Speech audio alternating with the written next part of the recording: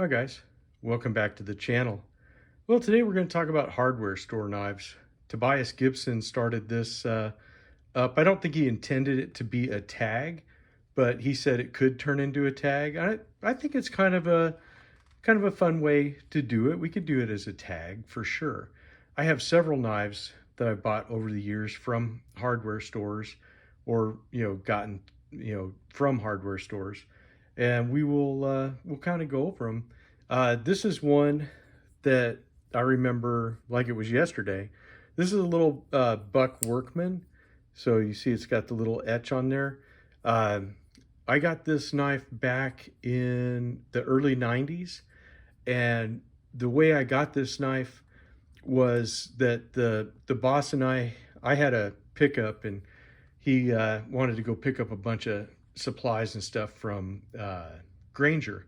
So he had placed an order, and we went down to Granger, and while they were picking the order and getting all this stuff ready to load, uh, he saw those hanging on their little rack inside. There was a bunch of them that were up there, and he said, "Hey, what do you think of these?" I said, "I think they're really cool." And he says, "Yeah, let's get one for everybody." So he bought some for everybody at the shop, and that was a pretty cool deal. I still have mine. It's been a good knife, and it's worked out really well. Carried it for a long, long time. So one that is really kind of cool.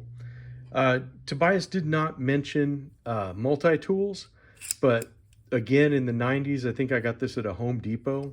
This is one of the Gerber things, and it has a serrated blade, but then on this side, it has a clip point blade. And I always liked this blade. I always thought it was sharp. Always did whatever I needed it to do, and I thought it was kind of cool. The handles on this, they will pinch you if you slip off the bolt. Don't ask me how I know, but these got the nickname of danger pliers when I used to use them, and I was always very careful. The one kind of a trick that I used was here. They had this little lanyard. Let me see if I can pull this up. And if you have that there, then the handles don't close all the way. So having the lanyard at the half stop will save you a little bit. But let me tell you, sometimes if you got a lot of force going, this will slide all the way out and you'll still pinch yourself.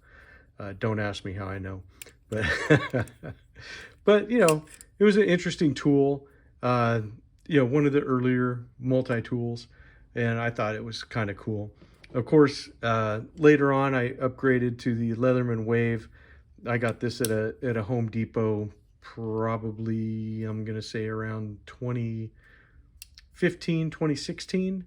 So, I had some other Leathermans in between this guy and the Wave, but ultimately I got the Wave, and I still stick with that. I think, for day-to-day stuff, the Wave is probably the best all-around, multi-tool that you can get. There's some that are beefier, and there's some that are lighter weight, but I still think that's a pretty good one. But it's a chunk in your pocket.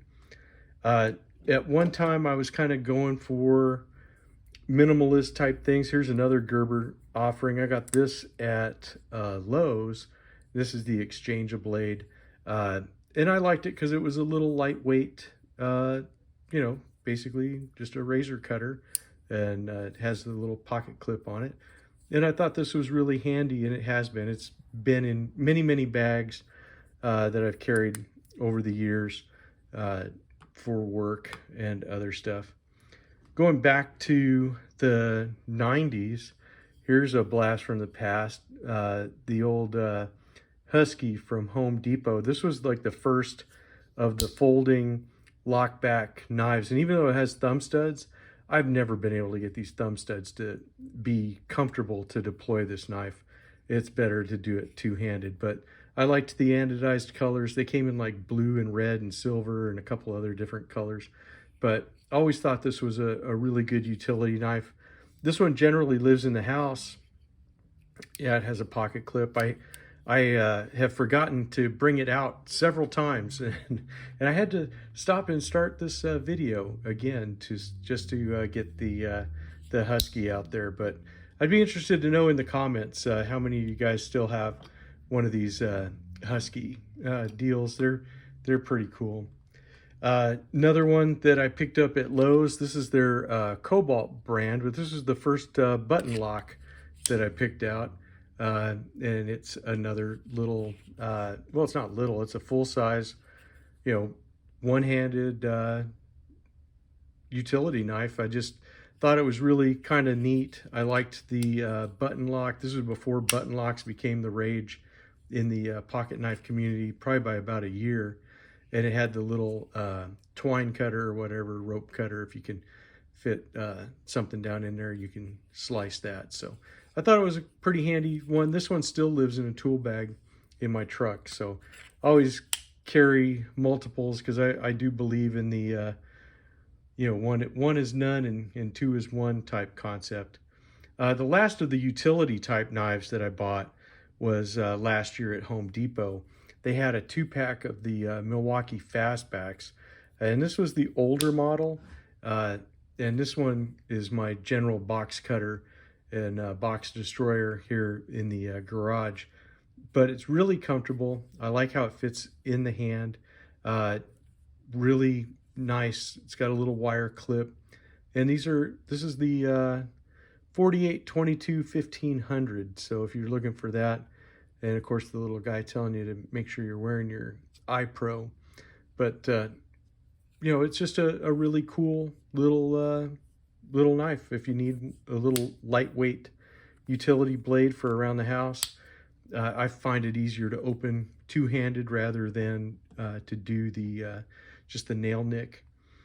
The other one that came in the pack was, of course, the Fastback 6-in-1.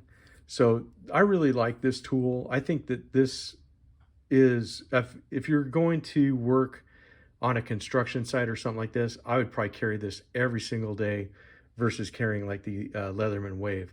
This is just a few ounces and that guy's 13. You know, I'd keep that guy in the truck. That's why he lives in my truck.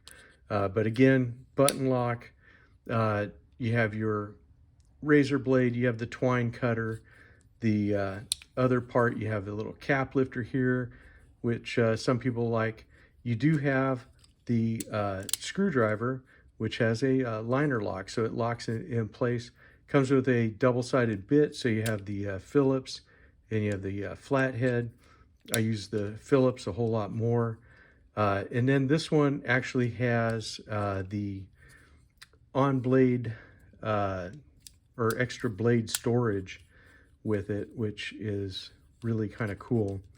And you do need to press the button to open it and to close it. But if you see down in here, there's a little compartment that lifts up, and there you go. You can stick a, this levers over the top of the razor blade, so it holds it in place. So you always have a fresh razor blade in there.